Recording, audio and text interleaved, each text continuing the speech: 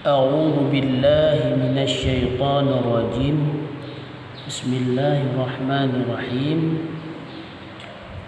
Dan bacaan niatnya ialah, yaitu bacaan niat sembahyang qasa.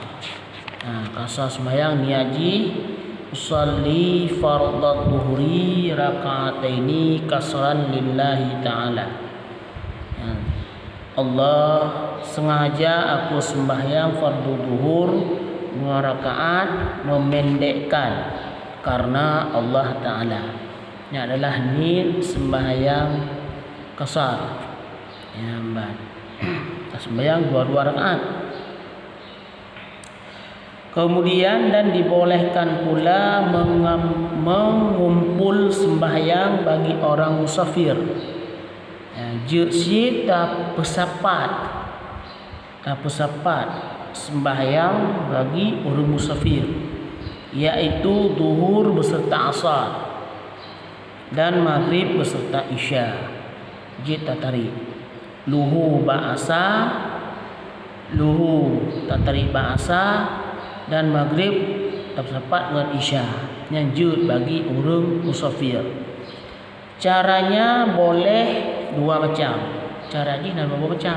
Untuk tak kumpulkan ataupun tak himpun sembahyang dalam keadaan musafir. Cara ni ada 2 macam. Cara yang pertama, asar dikerjakan di waktu zuhur. Yang pertama sembahyang asar ba'da luhur.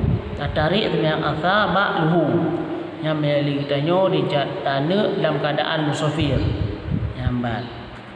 Dan isya dikerjakan di waktu maghrib. Tarik sembahyang isya ba'da maghrib. Ini disebut namanya jamak takdim. Jamak takdim. Tarik sembahyang asar ba'da sembahyang zuhur. Tarik asar ba'da zuhur dan isya ba'da maghrib yang kebenaran jamak takdim. Kemudian cara yang kedua, zuhur diperbuat waktu asar. Zuhur tak pubut ba'da waktu asar. Luhur tak tarik ba'da sembahyang asar. Dan maghrib di waktu isya. Maghrib tak pubut waktu isya. Ini disebut jamak takhir. Maknanya adalah kebenaran jamak takhir. Dalam keadaan musafir ada 2 buah jamak, jamak taqdim, jamak takhir. Kemudian misal mengerjakan jamak takdim, mula-mula sembahyang zuhur dan berniat padanya akan mengerjakan asar lagi setelah habis zuhur. Dikerjakan pula lah asar. Tidak boleh lama antara 2 sembahyang itu. Ini tanda sembahyang tarik sembahyang zuhur ba'da sembahyang asar. Mula-mula sembahyang asar ini 2 rakaat yang baru sembahyang zuhur. Hanjut bayang pasu di antara 2 buah sembahyangnya.